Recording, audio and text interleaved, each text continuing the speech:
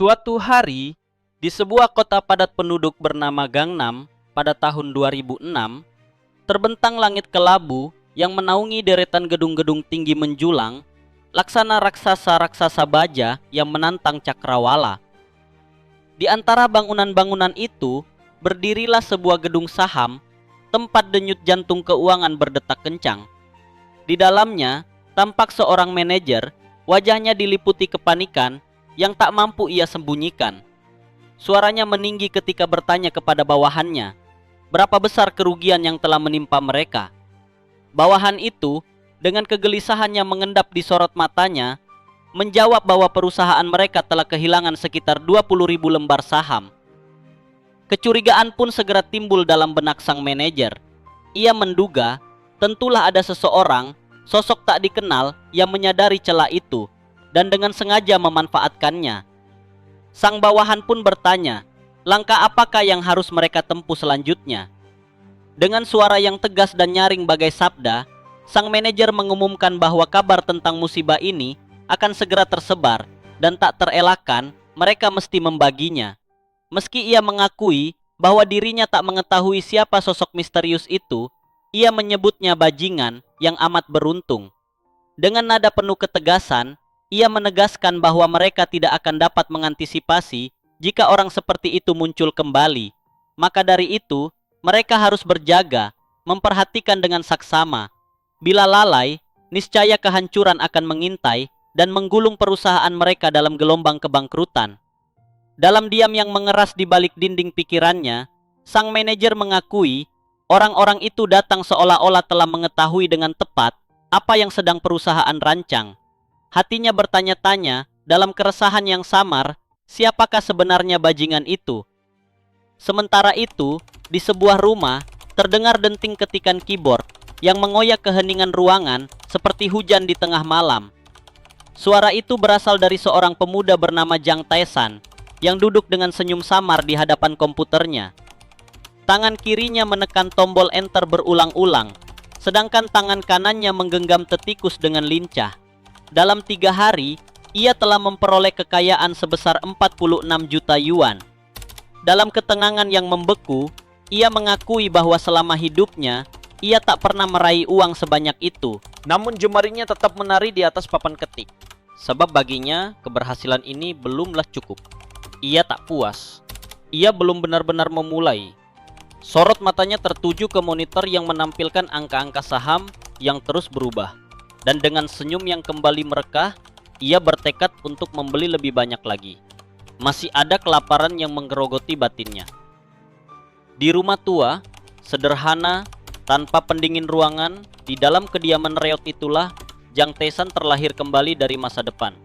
Di masa depan, tepatnya di tahun 2020, di tepi sungai Han yang luas dan dingin, berdirilah seorang pria, Taesan dari masa mendatang. Ia berdiri seorang diri, memandangi permukaan air yang tenang namun menenggelamkan. Di hatinya terucap pengakuan bahwa perusahaannya telah hancur dan pekerjaannya lenyap bak kabut pagi yang tersapu matahari. Perlahan ia mendekat ke tepian jembatan, menatap ke bawah tanpa sepatah kata. Dalam hati pertanyaan itu mengeram. Haruskah ia melompat? Taesan terdiam dalam pergulatan batin yang dalam, terjebak dalam dilema yang menyesakkan dada. Namun tiba-tiba sebuah suara mengguncang lamunannya. Seseorang memanggilnya dari kejauhan, menyuruhnya turun dari jembatan. 2 orang petugas tampak berteriak dari bawah, dan di atas mereka, seorang lain mengancam para petugas agar tidak menyentuhnya. Jika tidak, ia akan melompat. Namun para petugas tampak sudah lelah dan jemu, membalas dengan acuh. Lompatlah. Ternyata, orang itu telah melakukan ancaman serupa tidak hanya sehari atau 2 hari, namun setiap hari. Dengan suara parau, diselingi isak tangis yang merayap di wajahnya, orang itu mengaku dirinya benar-benar telah hancur. Akhirnya, ia berhasil diturunkan oleh para petugas. Sementara itu, Taesan hanya memandangi seluruh peristiwa itu dengan mata kosong. Ia menyadari jembatan di atas sungai Han adalah tempat di mana banyak jiwa mengakhiri kisah hidupnya. Namun kemudian, ia mulai melangkahkan kaki, sebab ia tahu dunia tidak akan berubah, sekalipun dirinya melompat. Di sebuah perempatan, ia bertemu seorang anak kecil. Keduanya berhenti serentak di bawah lampu merah, menanti perubahan warna menuju hijau. Anak itu tampak tenggelam dalam dunia kecilnya, bermain game di ponsel dengan konsentrasi yang utuh. Tesan melirik sekilas, dan dalam hatinya terbersit rasa iri. Oh, betapa menyenangkan menjadi anak kecil seperti itu. Ketika lampu akhirnya berubah menjadi hijau, anak itu melangkah tanpa sedikit pun menoleh. Tesan merasa heran, sebab bocah itu menyadari perubahan tanpa melihat. Ia mengakui dalam hati bahwa anak-anak zaman sekarang sungguh luar biasa. Namun tiba-tiba, suara klakson menggelegar, membuyarkan segalanya. Sebuah mobil melaju dengan kecepatan tinggi. Tesan terperanjat. Ia menyadari bahwa kendaraan itu melaju terlalu kencang. Tatapannya segera terarah ke anak kecil yang sedang berjalan santai sambil menatap ponselnya. Sama sekali tak menyadari bahaya yang mengintai. Mobil itu terus melaju, klaksonnya meraung, namun bocah itu tak mendengar. Telinganya tersumbat oleh headset. Tesan kini membeku dalam kepanikan. Ia mencoba bersuara, tergagap. Akhirnya ia berteriak sekuat tenaga, memanggil anak itu, memperingatkan bahaya yang mengancam. Dengan kekuatan yang ia kumpulkan dari seluruh raganya, Tesan berlari, berusaha menyelamatkan anak itu. Mobil itu semakin dekat, klakson semakin membahana. Anak itu menoleh, menyadari sesuatu, namun semuanya telah terlambat. Tesan mendorong bocah itu dengan segenap kekuatannya. Tatapannya tertumbuk pada cahaya lampu mobil yang kian mendekat. Dan kemudian sebuah tragedi terjadi. Tubuhnya terpental ke udara. Air mata mengalir dari sudut matanya. Ia tak menyangka akan mati dengan cara seperti itu. Ia mengakui, bahkan selama hidup, ia belum benar-benar hidup dengan baik. Namun, jika ia mati, setidaknya orang tuanya akan menerima uang asuransi. Namun tiba-tiba, sebuah suara berat dan tegas menggema, memanggilnya bodoh. Tesan bertanya-tanya dalam benaknya apa yang sedang terjadi. Tubuhnya kini mengambang di udara. Di belakangnya tampak siluet seorang lelaki tua yang menggenggam tongkat. Tesan menatap sosok itu dengan mata basah. Ia menduga bahwa lelaki itu adalah malaikat maut. Namun dengan nada tenang, lelaki itu menyatakan bahwa dirinya adalah nenek moyang Tesan. Tesan kecewa, bertanya apa maksud dari sebutan itu. Lalu dengan nada marah yang menggelegar, sang kakek bersabda bahwa ia akan menjadikan Tesan sebagai cucu langit. Namun Tesan katanya justru mengibaskan ekornya kepada anjing tetangga. Dan bahkan anjing itu meremehkan mereka. Dengan suara tergagap, Tesan mengakui bahwa ia tak memahami apa yang dimaksudkan. Dalam hatinya ia merasa terguncang.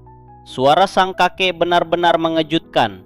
Sang kakek mengulurkan tangan, memintanya untuk mendengarkan dengan baik. Ia akan memberinya sebuah hadiah, kehidupan baru. Namun ia melarang Tesan menjadi orang suci yang memaafkan musuh. Sebaliknya ia harus menghancurkan mereka, memastikan bahwa mereka tidak akan pernah mengganggunya lagi. Tesan masih diliputi kebingungan, hendak bertanya, namun sang kakek menyela dengan amarah.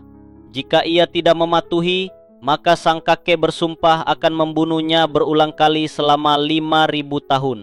Tiba-tiba, tubuh Tesan mulai ditarik kembali ke bawah. Gravitasi menuntutnya pulang ke tanah. Ia bertanya-tanya, mengapa sang kakek melakukan semua ini? Namun tiada jawaban datang. Kecepatannya bertambah dan ia berteriak ketakutan. Di bawahnya aspal dan zebra cross menanti. Ia kembali menangis, berteriak dalam kecewa, sebab kakek itu telah berkata akan menyelamatkannya. Tubuhnya menghantam bumi. Di suatu pagi yang cerah, suara alarm menggema memecah kesunyian. Sebuah tangan terulur mematikan dering yang menyakitkan telinga. Seseorang membuka mata mendadak. Dan itu adalah Tesan, dalam tubuh yang lebih muda dan segar. Ia memandangi sekeliling dan bertanya-tanya dalam benaknya, di manakah dirinya kini?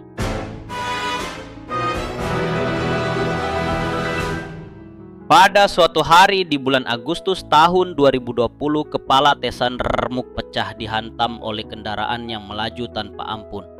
Usianya kala itu 32 tahun. Namun kini seolah-olah dilahirkan kembali dari arus waktu yang memutar arah. Tesan terjaga dalam raga yang lebih muda. Di kamar itu, tempat yang dahulu menjadi saksi bisu atas kesunyian dan getirnya masa remaja, tersusunlah deretan buku-buku membosankan milik seorang pria. Ruang sunyi itulah tempat Tesan menghabiskan hari-hari berat dan kesendirian yang mengguratkan luka dalam diam. Ia membuka matanya lebar-lebar. Pandangannya dipenuhi oleh tanya yang tak terjawab. Apa yang sebenarnya telah terjadi? Sambil menggamit pipinya, ia mencubit diri sendiri, memastikan bahwa apa yang dirasakannya bukan sekadar mimpi yang mengambang antara sadar dan tidur. Tangannya ia pandangi dengan saksama, dan di dalam batinnya ia mengakui tangan dan kaki itu kuat dan muda, seperti dahulu kala, persis seperti yang diingatnya dalam kenangan yang belum lapuk. Kemudian ia mulai menggerakkan jemari-jemarinya yang lentur, menghitung dengan seksama usianya kini 18 tahun, usia di mana ketakutan belum mencengkeram dan dunia masih tampak luas dan tanpa batas. Ada perasaan senang yang menyeruak dari dasar sanubarinya, sebab apa yang dahulu dikatakan oleh sang kakek tampaknya bukanlah isapan jempol semata. Kenangan suka dan duka selama 32 tahun yang mengisi hidupnya kini bercampur menjadi satu adukan yang rumit.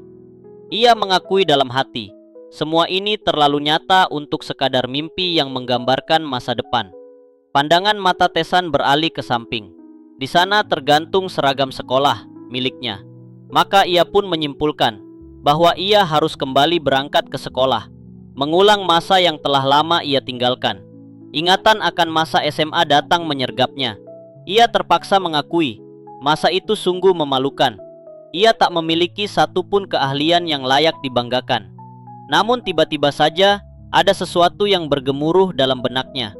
Perlahan namun pasti, potongan-potongan ingatan kembali menyatu. Ia terkejut. Kembali ia bertanya dalam hati, benarkah ini bukan mimpi? Matanya menatap jauh ke depan dan disitulah ingatan akan sebuah ujian sekolah melintas. Di dalam memorinya tersembunyi informasi-informasi berharga yang sangat penting. Ia bertanya-tanya bagaimana caranya ia akan mengulangi semua itu. Namun mendadak sebuah kesadaran menyentaknya. Ia tengah membeli saham. Dengan niat untuk memperoleh pekerjaan tetap di sebuah firma keamanan, Tesan mempelajari sertifikasi penasihat investasi untuk 3 ranah keuangan: keamanan, dana, dan derivatif. KOSPI, harga saham Kosdaq, indeks luar negeri, saham indeks berjangka, bunga berjangka, mata uang berjangka. Semuanya bukan sekadar hadiah dari komoditas pada perdagangan derivatif dengan sistem margin tetap. Dalam hidupnya, ia selalu memberikan yang terbaik, dan usahanya bukanlah perjudian belaka, bukan pula lotre, melainkan pertandingan Super Bowl yang dikali 10.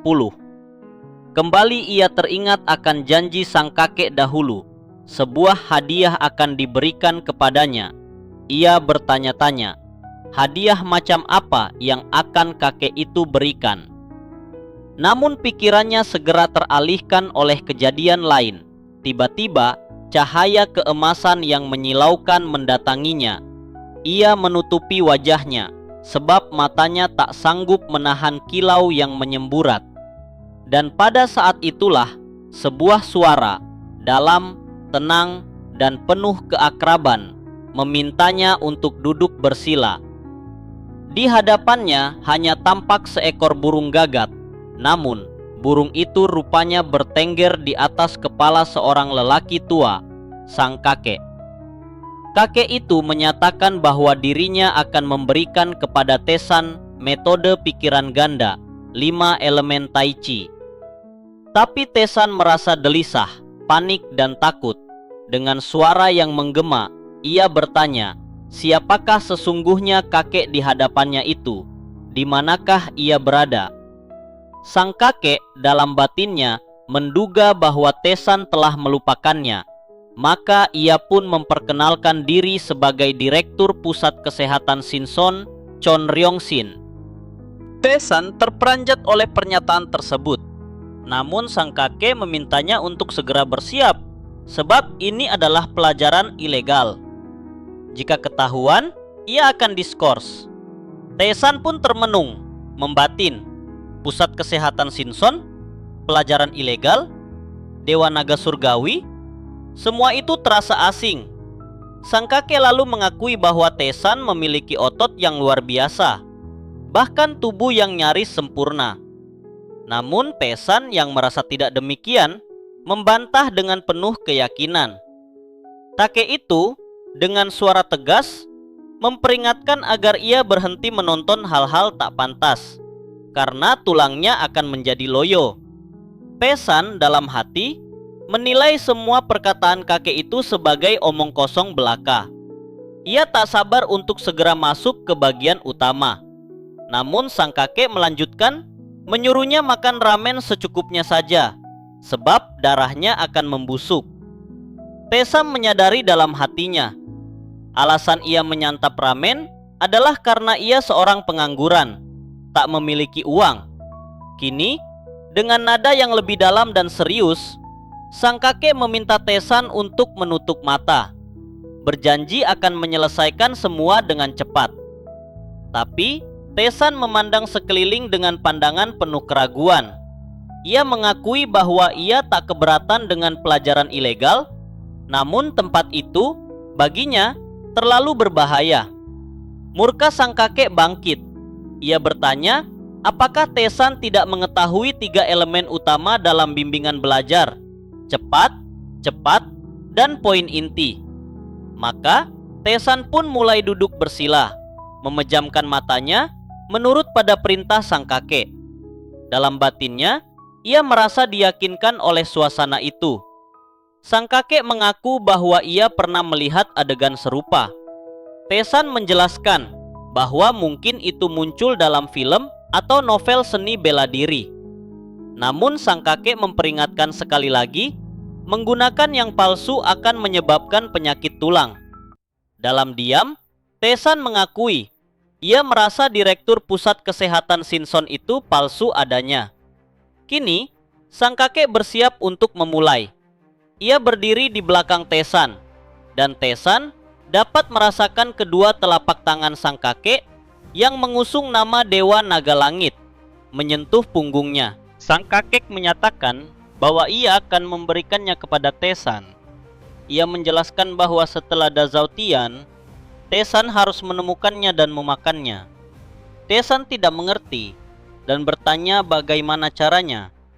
Kakek itu menyebutnya bodoh, berjanji akan memberi contoh saat waktunya tiba. Kemudian ia menekan punggung Tae-san dengan kuat, mengalirkan energi ke dalam tubuhnya.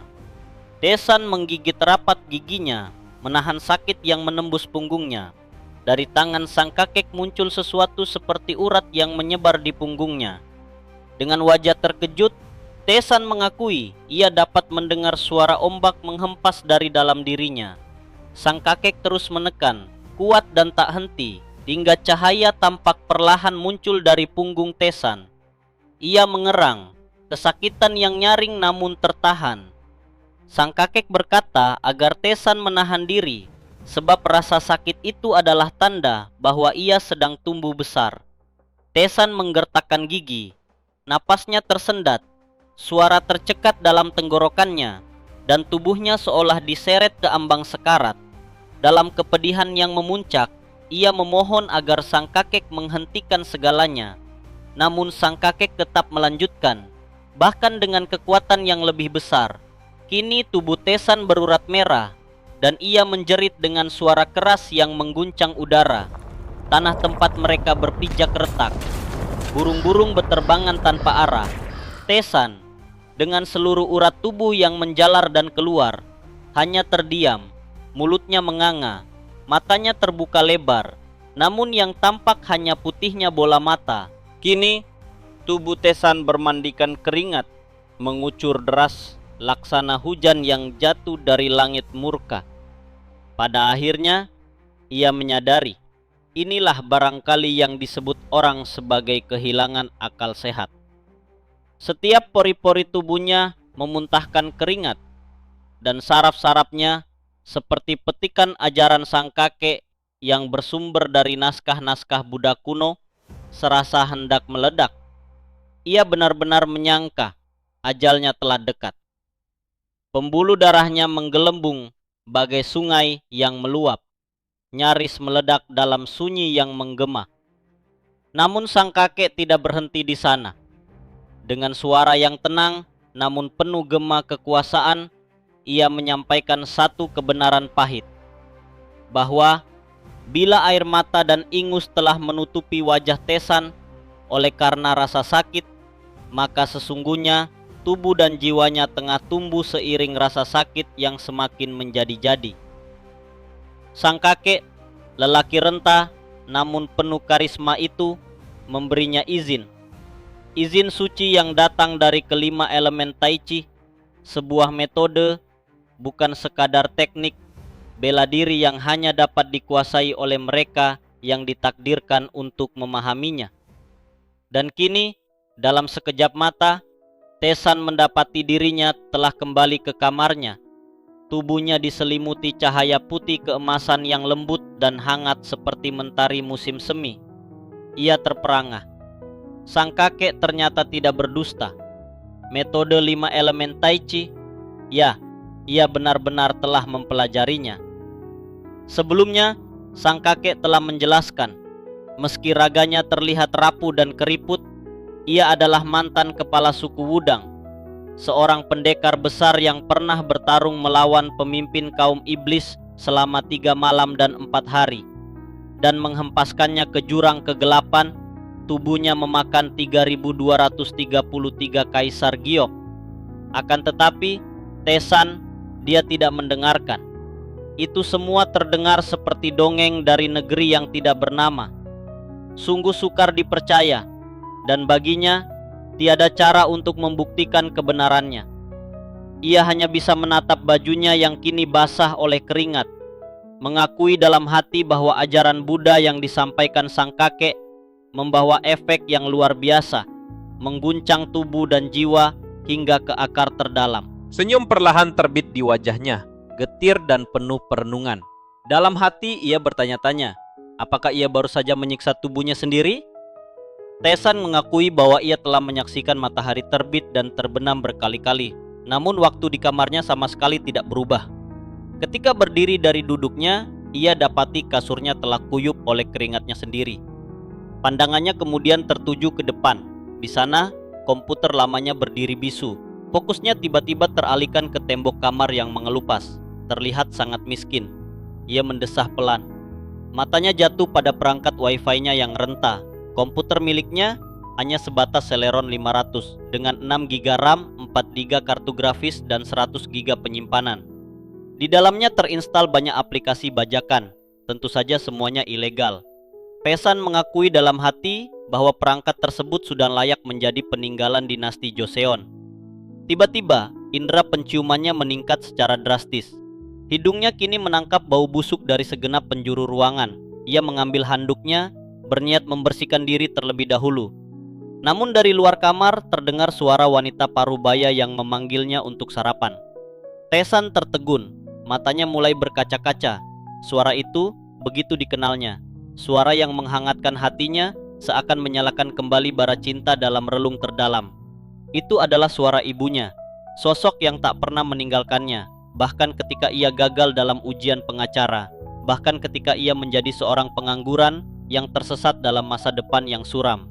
Seseorang yang dengan sabar dan penuh kasih selalu memasakkan makanan lezat untuknya, itulah ibunya. Wanita itu selalu mengirimkan pesan agar ia makan 3 kali sehari, bahkan melarangnya terlalu sering memakan mie instan. Dengan suara yang tergagap, ia menjawab, menyampaikan bahwa ia akan mandi terlebih dahulu. Ia mulai membuka bajunya perlahan. Saat menatap tubuhnya di pantulan cermin, tak disangkanya tubuh itu membentuk siluet seperti itu. Ia pun mulai menyiramkan air ke tubuhnya. Kotoran, peluh, dan sisa penderitaan mengalir bersama air yang jatuh. Ia mengakui bahwa rasanya sangat menyegarkan. Sebuah senyum muncul di bibirnya. Kulitnya terasa begitu halus. Dan setelahnya, ia keluar rumah. Sambil mengeringkan rambutnya, pandangannya melayang ke depan. Lalu raut wajahnya berubah, menyiratkan rasa kasihan dan kesedihan yang dalam. Di hadapannya, terbentang kebun tempat ibunya bekerja keras saban hari. Di sana pula, tampak traktor tua milik sang ayah, peninggalan dari masa yang jauh. Rumah itu, rumah leluhur yang telah diwariskan turun-temurun selama 10 generasi. Tempat tinggal keluarga Taesan di pedesaan yang sunyi namun penuh sejarah. Suara ibunya kembali terdengar, menanyakan keadaannya. Dengan nada datar namun jujur, ia menjawab bahwa ia hanya sedang mengagumi cuaca pagi yang indah itu. Ibunya tersenyum, tulus, murni, dan meminta Taesan untuk segera makan selagi hidangan masih hangat. Ia, dengan mata berlinang, mengakui bahwa ibunya terlihat lelah. Sebab saban pagi harus membanting tulang di kebun, namun tetap, bagi Taesan, ia adalah wanita tercantik di antara seluruh ibu teman-temannya di sekolah dasar dulu. Tanpa aba-aba, ia segera memeluk ibunya erat. Sang ibu merasa aneh dan dengan tertawa kecil berkata bahwa Taesan sudah dewasa, tak sepatutnya bersikap manja. Namun, dengan air mata mengalir, ia berseru lantang bahwa ibunya adalah perempuan tercantik di dunia. Wanita itu adalah lulusan Departemen Seni Lukis di Universitas Hongin, sebuah tempat yang hanya dapat dimasuki oleh mereka yang benar-benar bisa melukis. Ia sendiri pernah mengakui, belum pernah mencabut rumput sehelai pun sebelum menikah. Namun kini, ia adalah petani. Dengan nada khawatir, Taesan menyampaikan bahwa tubuh ibunya masih kuat, namun ia memohon agar sang ibu tidak memaksakan diri. Baginya, ibunya bukan wanita desa, namun ibunya tersenyum dan menenangkan, berkata bahwa selama ada petani, manusia akan terus bertahan hidup. Sebab petani menyediakan makanan bagi semua orang. Taesan merasa ayahnya sangat beruntung memiliki istri seperti itu. Ia bertanya, apakah ibunya memiliki hutang pada sang ayah di kehidupan sebelumnya? Ibunya tertawa kecil dan berkata agar Taesan menganggapnya demikian. Dalam hati, Taesan mengakui bahwa sudah lama ia tak mendengar tawa ibunya. Dan sejak saat itu, ia bersumpah akan membuat sang ibu bahagia. Sang ibu kembali mengingatkan bahwa pelukan itu sudah terlalu lama, ia harus segera makan. Taesan menjadi panik. Ia memeluk sang ibu tanpa meminta izin ayahnya. Mereka duduk dan makan di Dechong Maru dengan angin sejuk yang perlahan berhembus menembus sela-sela dinding rumah kayu tua itu. Taesan menyendok nasi dalam porsi besar, lalu memasukkannya ke dalam mulut. Ia mengakui bahwa itu adalah masakan ibunya yang takkan lagi bisa ia cicipi andai ia tidak kembali ke masa lalu. Dengan jempol diangkat tinggi dan air mata yang mengalir pelan, ia menyatakan bahwa masakan itu sungguh nikmat. Rasanya pedas dan menyegarkan, dan pasti cocok bagi mereka yang sedang mabuk. Namun ibunya merasa heran, sebab Taesan belum pernah minum alkohol, namun tahu rasanya mabuk. Taesan menjawab dengan tenang bahwa ia kini telah dewasa, maka tentu ia tahu. Ibunya memukul kepala Taesan pelan dan menyangka ucapannya hanyalah gurauan. Tapi di dalam hati, Taesan berseru bahwa ia tak bercanda. Semasa kuliah, ia bahkan dijuluki Raja Mabuk. Namun karena sekarang ia kembali ke masa lalu, ia menjadi remaja yang tahu rasa mabuk, sesuatu yang tampak aneh di mata sang ibu, yang kini menatapnya penuh kecurigaan. Taesan memandangi dapurnya yang kumuh, peralatan masaknya sederhana. Di ruang keluarga, hanya ada televisi tabung tua yang memudar warnanya. Ia bertanya dalam hati, mengapa keluarganya begitu miskin? Matanya menangkap bayangan seekor tikus yang berlari kecil di sudut ruang. Ia menyadarinya, bila keadaan tetap seperti ini, ia takkan pernah berhasil. Maka dari itu, lahirlah tekad baru dalam diri Taesan. Ia akan menghasilkan uang. Beberapa saat setelah itu, tampaklah Taesan tengah mencuci piring. Serupa seorang anak yang sangat rajin melakukannya dengan penuh ketekunan dan kehati-hatian. Sang ibu menatapnya dengan penuh kekhawatiran, sebab dalam pengalamannya, apabila seseorang tiba-tiba melakukan sesuatu yang sebelumnya belum pernah ia jalani, maka tubuhnya akan segera mengalami kelelahan yang tak terhindarkan. Namun, bagi Taesan, tak ada yang dirasakannya sebagai beban, sebab ia hanya membersihkan piring bekas makannya sendiri, seperti yang dahulu biasa ia lakukan semasa wajib militernya. Sang ibu bertanya-tanya dengan hati penuh curiga akan apa yang baru saja dikatakan oleh putranya, wajib militer. Tesan dengan nada tergagap dan gugup mengakui bahwa ucapannya barusan hanyalah sebuah gurauan semata. Kendati demikian, sang ibu mencurigainya tengah bersekongkol dengan ayahnya, merencanakan sesuatu yang tersembunyi. Namun, Tesan segera membantah, menyatakan bahwa dirinya hanyalah seorang anak nakal yang sedang mencuci piring. Tiada maksud terselubung di balik tindakannya. Kemudian, dengan nada yang jujur dan tulus, ia menyampaikan bahwa dirinya akan berusaha membuat ibunya bahagia. Akan tetapi, sang ibu hanya menggeleng, mengakui bahwa kalimat semacam itu telah kerap ia dengar dari ayah Tesan hampir setiap hari. Ia, seorang perempuan yang tak dapat berbuat banyak di bawah terik mentari siang hari karena kondisi fisiknya yang ringkih, hanya bisa tersenyum pahit. Tatkala sang ibu terlelap dalam tidur siangnya, Tesan mulai mengerahkan keterampilan yang pernah dipelajarinya semasa wajib militer. Ia membersihkan rumah dengan cermat, menyingkirkan bau menjijikan yang telah lama menyusup ke setiap sudut ruangan. Ia bahkan mencuci sendiri pakaian-pakaian kotor dan tak lupa menjemurnya dengan penuh perhatian. Ayahnya tiada di rumah sebab tengah mengunjungi bank untuk mengurus urusan pinjaman yang menyesakkan dada. Tesan terus melanjutkan pembersihannya, mengelap jendela hingga bening kembali, dan membuang tumpukan sampah yang telah menggunung. Dan akhirnya segalanya selesai. Ayah Tesan yang menanam apel organik tanpa pestisida dan pupuk buatan telah berusaha keras menghidupi keluarga dari hasil tanah. Meski di masa itu makanan organik belumlah populer di negeri mereka. Penampilan buah itu pun tak meyakinkan dan rasanya menurut banyak orang terasa aneh. Tiada satupun hal baik yang dapat dijual dari apel itu. Meskipun pinjaman sang ayah terus menumpuk, ia masih memiliki sebidang kebun kecil serta 2 petak sawah, warisan dari nenek Tesan yang wafat 3 tahun silam. Namun demikian, beberapa bulan dari sekarang, bahkan tanah warisan itu pun terancam akan disita karena tunggakan utang. Keluarga Tesan berada di ambang kebangkrutan. Sejak saat itu, bahkan paman Tesan pun berhenti mengunjungi mereka. Begitu malanglah nasib sang ayah. Hal pertama yang harus dilakukan Tesan adalah mengamankan kebun dan sawah itu.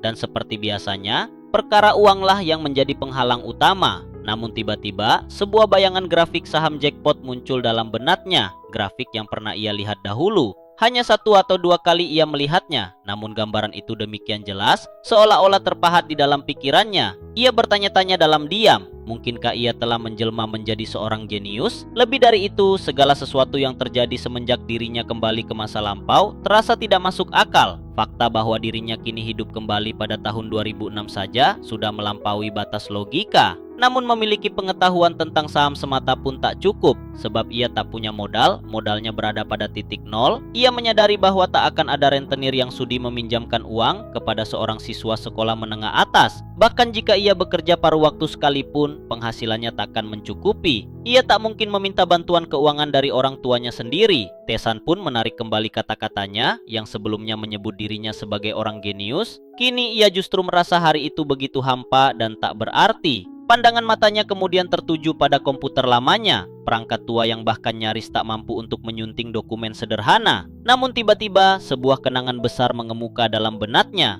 Di sana terpasang sebuah aplikasi bernama Panmugo, sebuah situs web novel.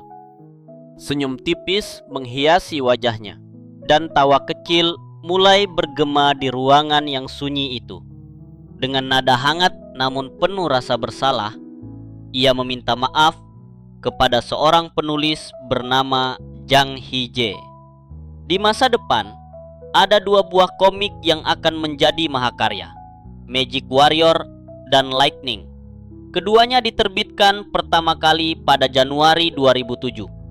Dan sang penulis, Jang Hee-jae, telah menerbitkan sebanyak 59 volume hingga tahun 2020 dan belum juga menamatkannya.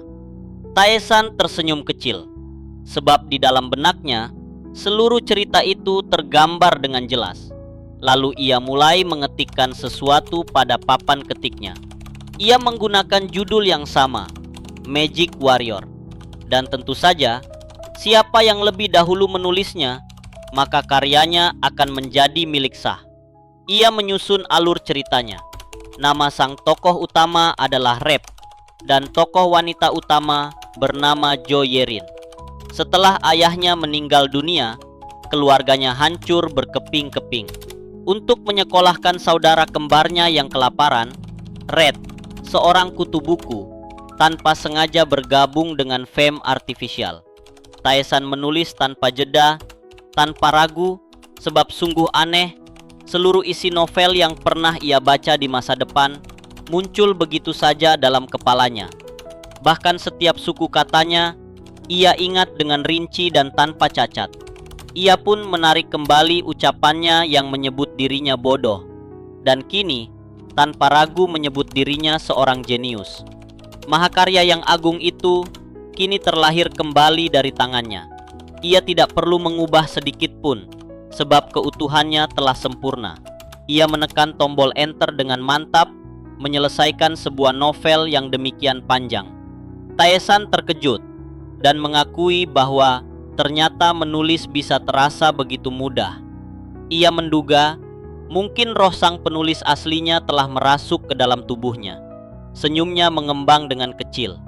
Ia berencana menaruh novel itu di bagian gratis terlebih dahulu, sebelum serialnya meledak. Ia merasa ada yang berbeda dalam dirinya. Namun ia mengakui bahwa novel itu memang sungguh bagus. Lalu ia memasukkan ID-nya dan memberi nama pena kepada dirinya sendiri, Gold River. Ia mengonfirmasi identitasnya dengan satu klik pada mouse. Kebanggaan menyelimuti dadanya. Kini ia mengerti bagaimana rasanya menjadi seorang penulis. Walaupun naskah web novel itu ia ambil dari masa depan, kebahagiaan tetap menyelimutinya. Ia kembali mengingat sebuah kutipan terkenal dari tokoh utama dalam novelnya. Dengan suara lantang dan penuh semangat, Taesan berteriak, "Uang tidak memiliki mata. Siapa yang mengambilnya lebih dahulu, maka ialah pemiliknya." Teriakan itu membangunkan sang ibu dari tidurnya. Ia terkejut dan dengan raut cemas menduga barangkali Taesan telah memakan sesuatu yang keliru. Suatu malam yang temaram, di sebuah apartemen kecil yang sunyi, tampaklah seorang pemuda tengah menikmati semangkuk mie instan dengan dikelilingi berbagai makanan dan minuman cepat saji yang mengisi ruang sekelilingnya dalam keheningan yang tak terganggu. Pandangannya terpaku pada layar komputer tua miliknya, di mana sebuah novel tengah ia baca dengan penuh perhatian.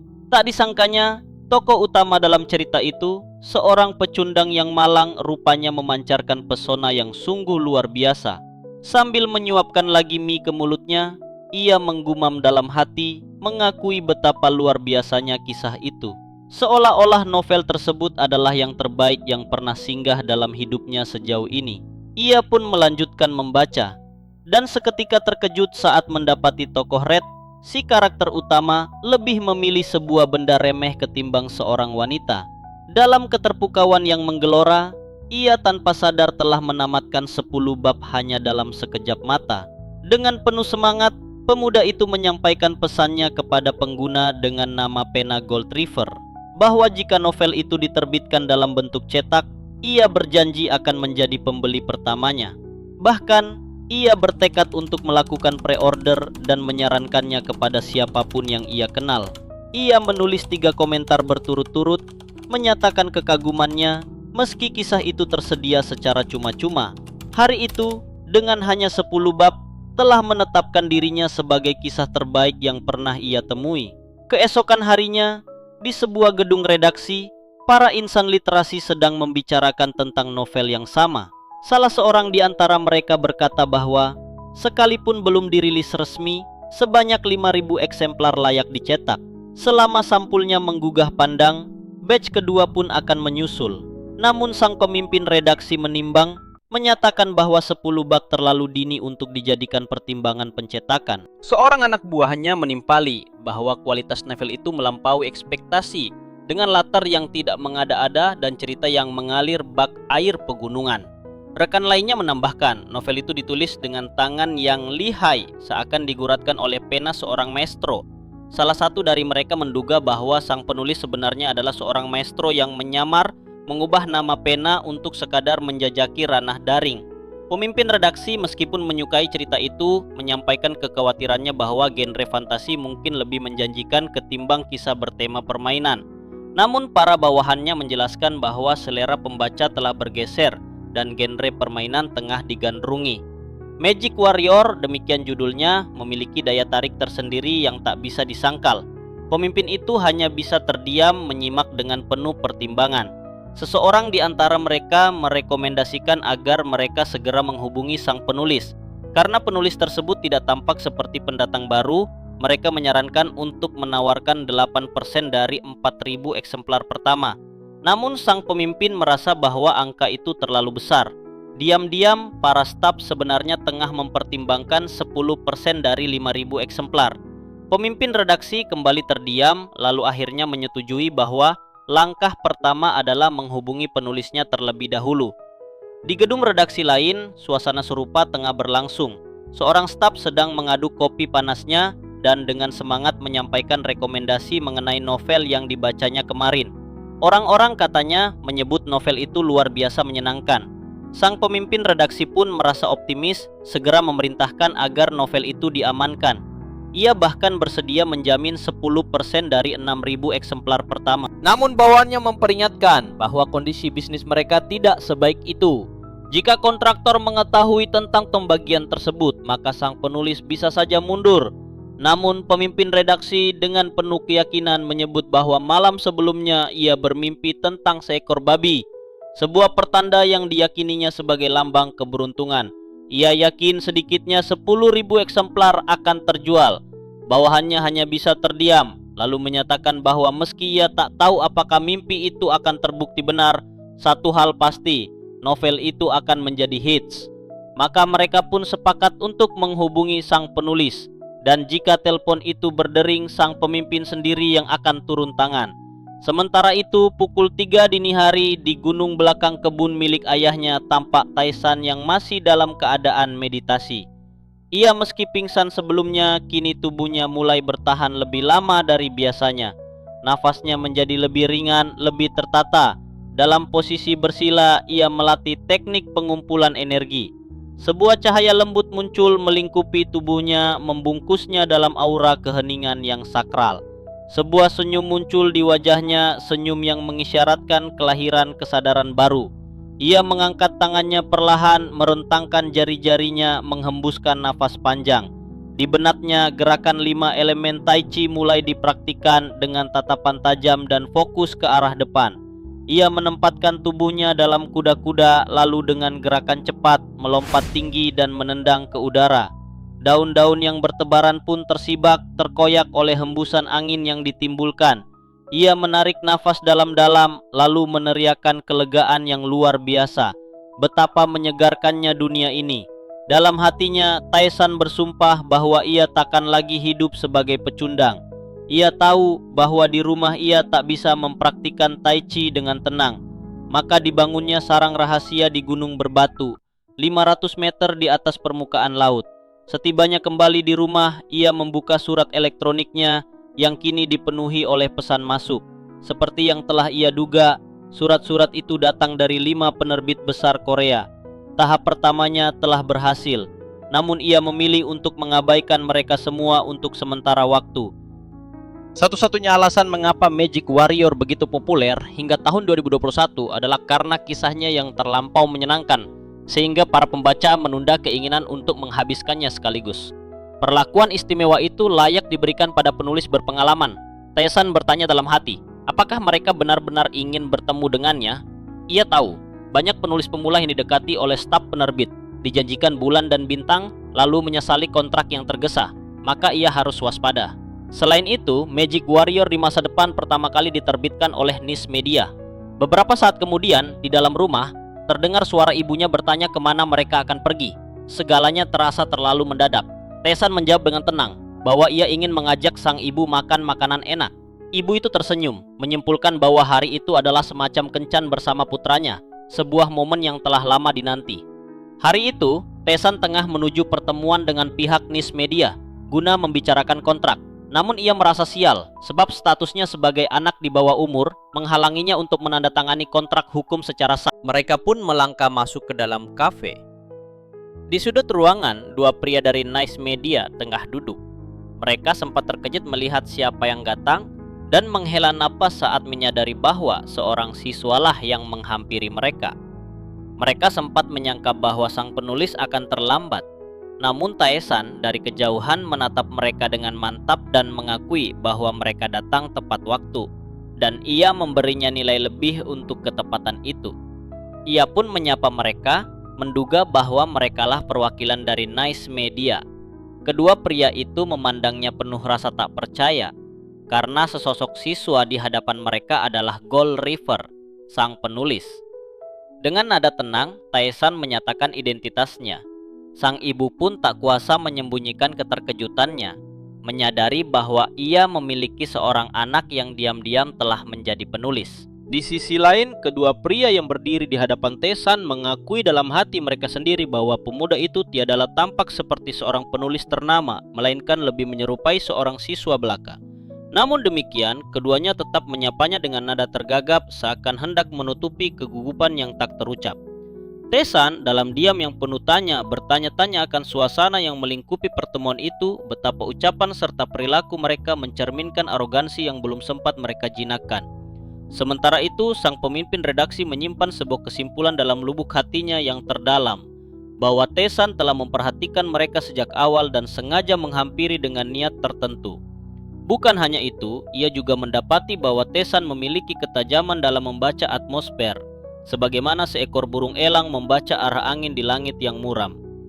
Merasa tidak nyaman lantaran terus-menerus menjadi pusat perhatian yang berlapis tanda tanya, Taesan akhirnya mengajukan pertanyaan dengan tenang.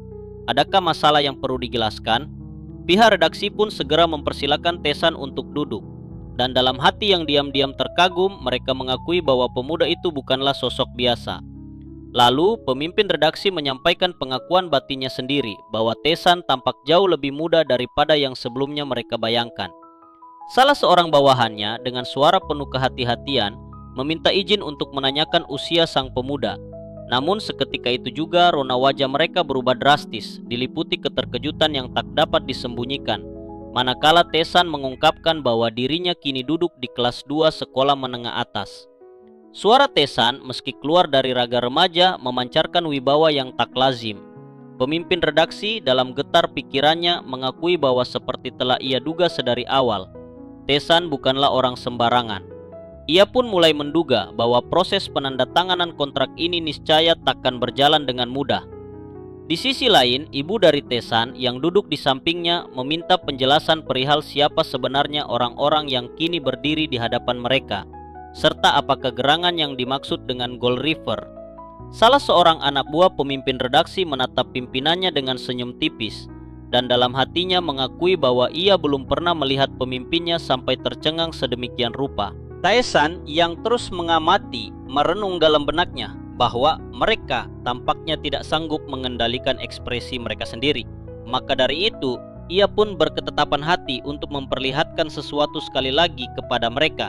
Dengan suara tegas namun tak kehilangan kesantunan, ia menyampaikan dugaannya bahwa pihak redaksi agaknya tidak dapat menandatangani kontrak dengan seorang siswa SMA. Sang ibu masih diliputi keterkejutan dan bertanya-tanya, apakah gerangan yang sedang dibicarakan oleh putranya? Pihak redaksi pun tampak panik seketika, lalu dengan sedikit tergesa meminta izin untuk memperkenalkan diri secara resmi. Kemudian, pria berambut pendek menyampaikan bahwa dirinya adalah CEO dari Nice Media, Choi Wong Chun. Sementara pria berambut panjang yang berdiri di sampingnya merupakan bawahannya, Hwang Songwo. Taesan menatap mereka dengan kelembutan yang terselubung ketegasan, lalu menyampaikan dengan nada pasti bahwa ia senang bertemu dengan mereka. Dirinya bernama Jang Taesan. Setelah itu, ia meminta kepada ibunya agar menyapa kedua orang itu, sebab mereka berasal dari kantor penerbit redaksi Nice Media. Ibu Taesan yang masih dihantui oleh keterkejutan membelalakkan mata saat mendengar kata penerbit. Taesan lalu mengkonfirmasi, menjelaskan dengan suara tenang bahwa putranya kini akan menandatangani kontrak dengan sebuah penerbit. Pemimpin pihak redaksi menjulurkan kartu namanya dan menyampaikan dengan penuh hormat bahwa ia senang bertemu dengan ibu dari penulis Taesan. Ia kembali memperkenalkan dirinya sebagai pemimpin dari Nice Media bernama Choi Wong Chun. Taesan sendiri merasa geli dalam hati mendengar bagaimana pihak redaksi menyebutnya sebagai penulis. Ibu Taesan pun tak kuasa menahan keterkejutannya hingga ia berteriak karena panggilan tersebut terdengar begitu tiba-tiba. Taesan mencoba menenangkan sang ibu dan dengan nada setengah bercanda bertanya apakah seorang anaknya tak diperbolehkan menjadi penulis. Namun sang ibu mengakui dengan suara yang sedikit tercekat bahwa ia mengetahui kemampuan menulis anaknya.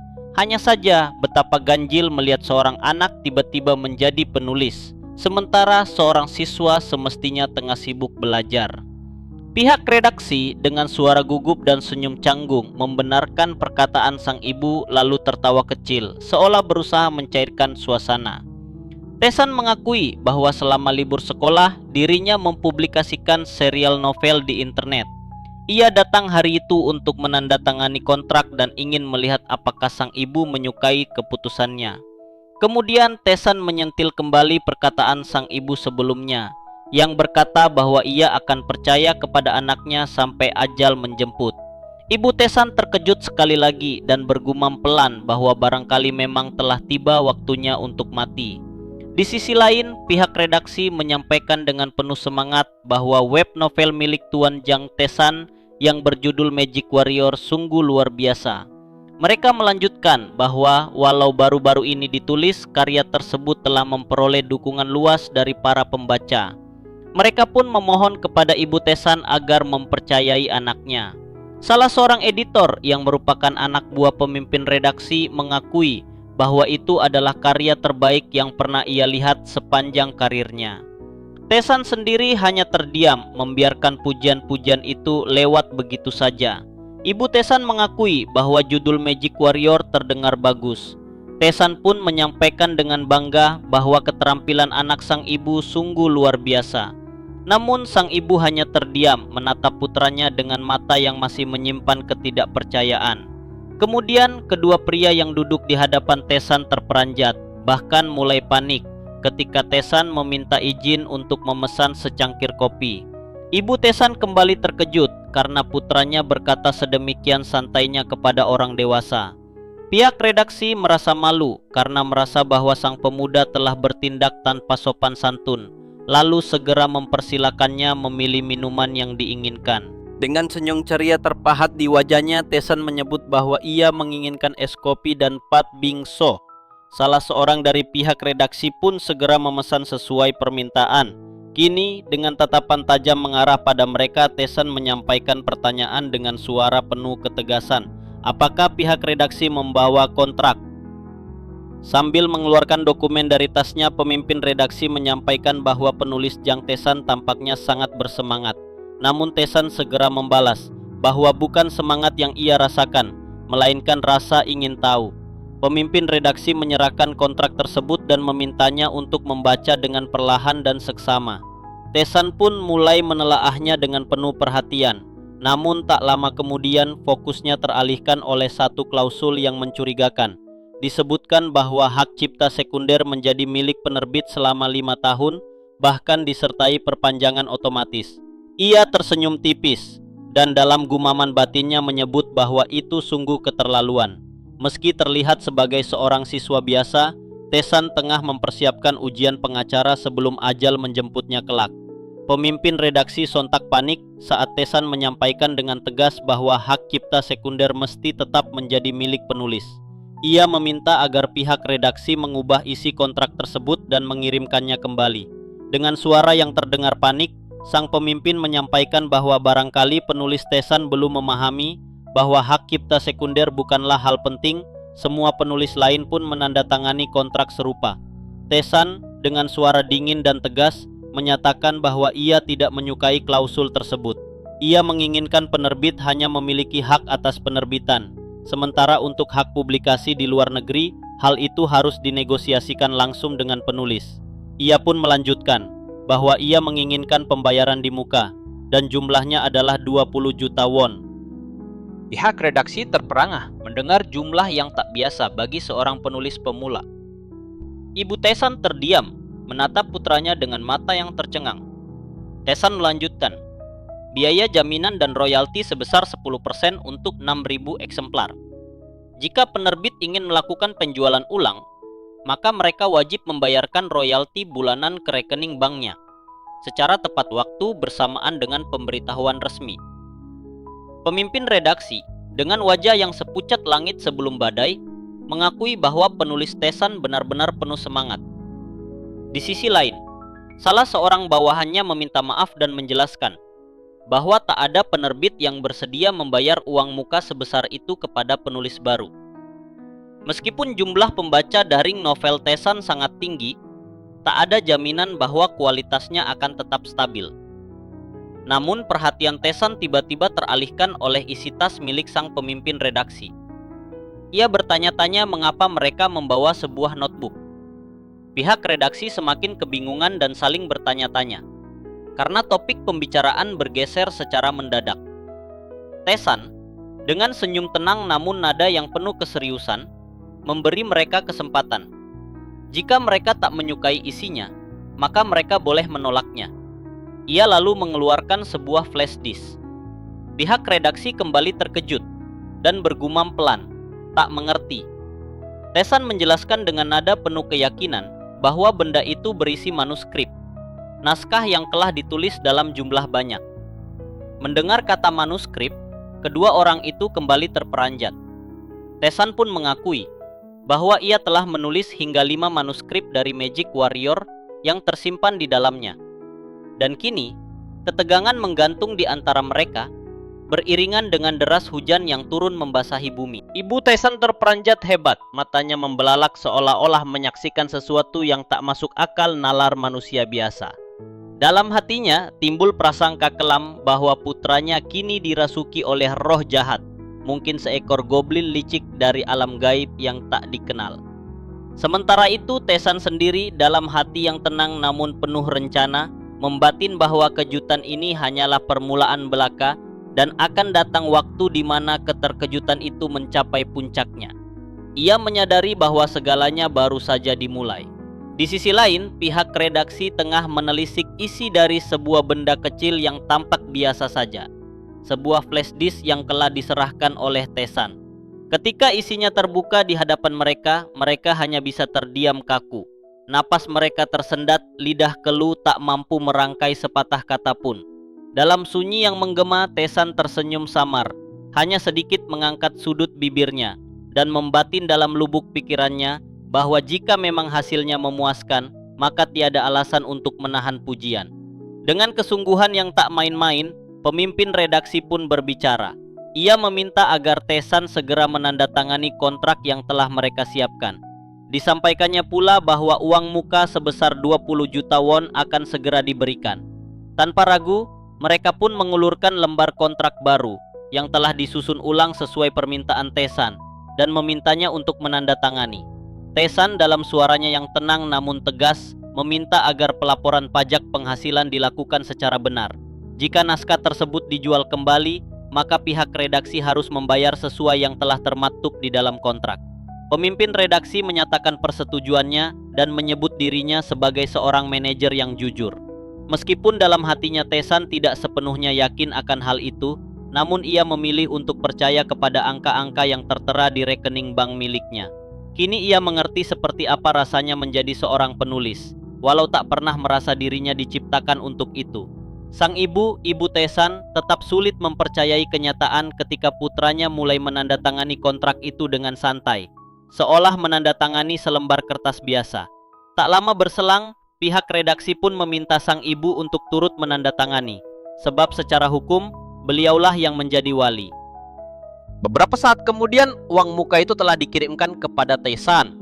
Rekening bank miliknya yang selama ini tak pernah menyimpan lebih dari 2 juta won, hingga ajal menjemputnya di masa depan, kini mengandung jumlah yang membuat kepala pening dan hati girang. Dalam hati yang diliputi tekad, Tesan bersumpah untuk memastikan bahwa ibunya dapat makan dengan layak. Mereka pun mulai berjabat tangan, meneguhkan ikatan kesepakatan yang baru terjalin. Dengan senyum lembut di wajahnya, Tesan mengajak sang ibu untuk pergi. Namun dari balik punggung mereka, pihak redaksi tampak gelisah. Wajah-wajah mereka mencerminkan keterkejutan yang belum reda. Mereka mencoba membujuk agar Tesan dan ibunya tetap tinggal dan menyantap hidangan bersama. Tetapi Tesan menolak, bersiap untuk beranjak. Sang ibu dengan keengganan yang lembut menyampaikan bahwa dirinya tidak terbiasa makan bersama orang asing. Lagi pula, saat ini tidak ada yang perlu dikhawatirkan. Di luar sana, hujan masih turun perlahan seolah enggan meninggalkan bumi.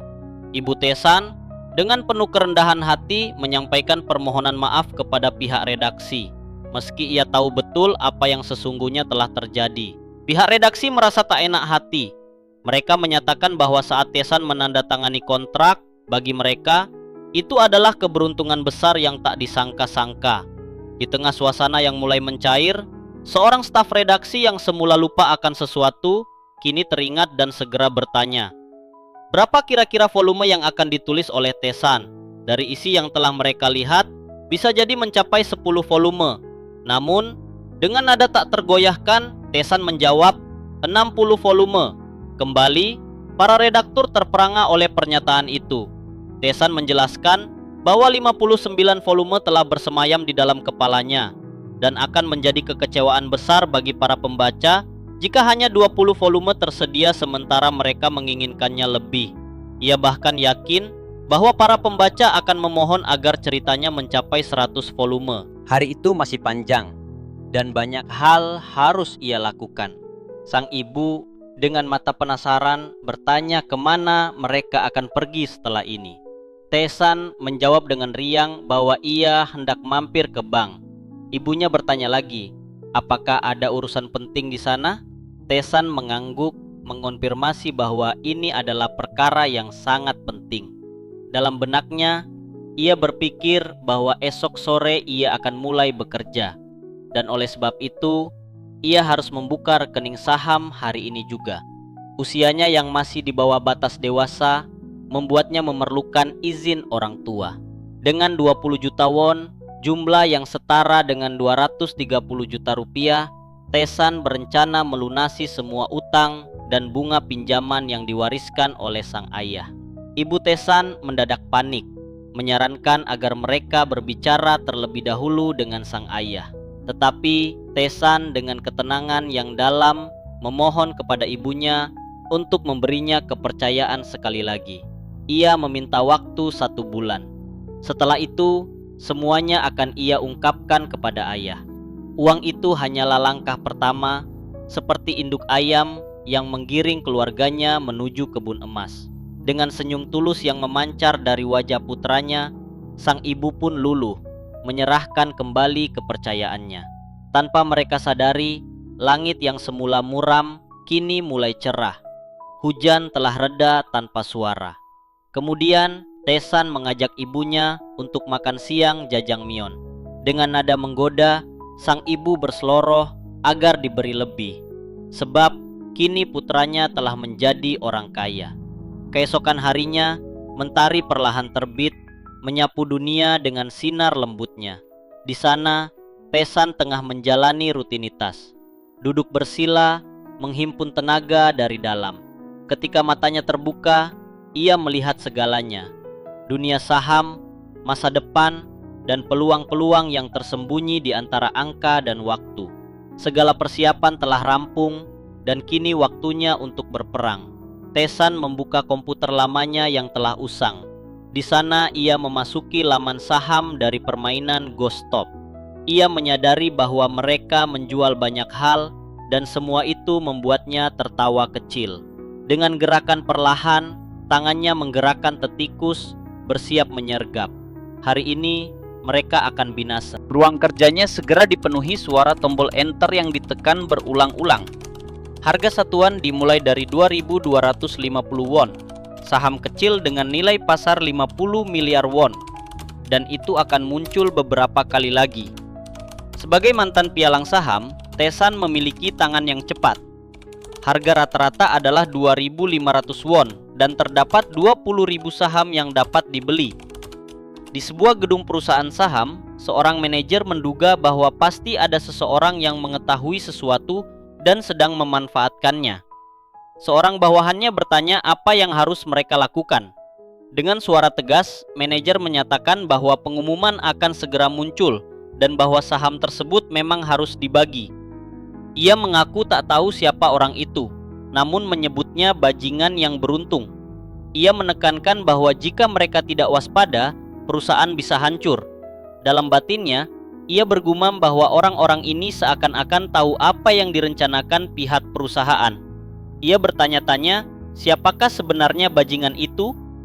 Di kediaman Tesan, pemuda itu mengakui dalam hati bahwa ia telah memperoleh 46 juta won, sekira 530 juta dalam rupiah, dan masih memiliki 26 juta won setelah melunasi utang yang tak tertagih.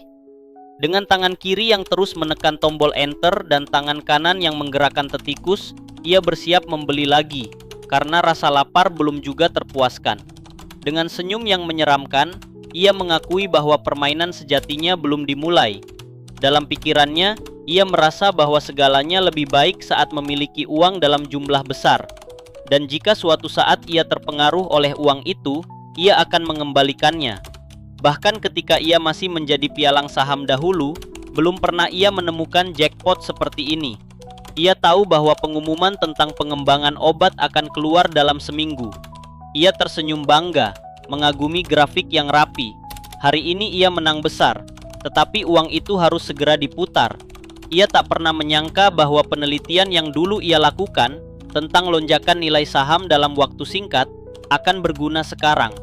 Ia yakin pasar sedang panas, dan ia kini memiliki kemampuan curang yang diberikan kepadanya. Jika mereka berpikir Tesan tak akan menggunakannya, maka sungguh mereka gila.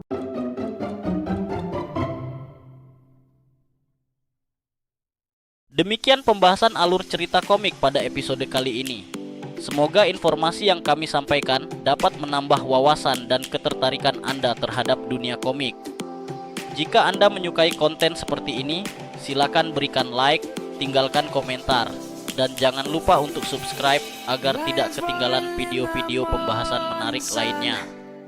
Anda juga dapat memberikan saran atau judul komik yang ingin dibahas pada episode selanjutnya di kolom komentar. Terima kasih telah menyaksikan, sampai jumpa di video berikutnya.